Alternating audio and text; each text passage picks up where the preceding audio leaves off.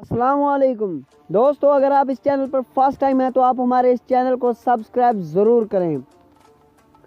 कौमी cricket team के fast bowler Junaid Khan world cup squad से ड्रॉप किए जाने पर फट पड़े।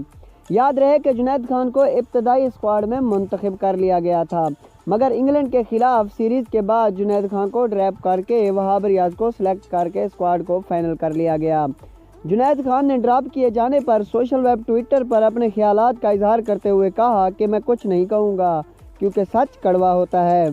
और जुनैद खान ने जो फ़ोटो शेयर की उसमें उन्होंने अपने मुंह पर पट्टी बांधी हुई थी, जिससे साफ ज़ाहिर है कि जुनैद खान का साइड पर लगा के खामोश रहने का कहा गया है।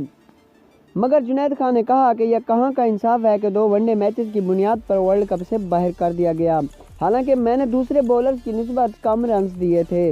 याद रहे कि जुनैद खान को 2011 और 2015 में भी सिलेक्ट किया गया था, मगर बाद में ड्रॉप कर दिया गया। इसी तरह जुनैद खान का ये मुसलसल तीसरा वर्ल्ड कप यानी 2019 के वर्ल्ड कप में भी सिलेक्ट किया गया, मगर आज फिर उनको ड्रॉप कर दिया गया। क्या ये जुनैद खान के साथ ज़्यादती है? कमेंट सेक्शन में ज़रूर बताएं। अगर आपको वीडियो पसंद आई है तो वीडियो को लाइक करें, और अगर आपने अभी तक हमारे चैनल को सब्सक्राइब नहीं किया तो सब्सक्राइब ज़रूर करें। शुक्रिया, अल्लाह हाफिज़।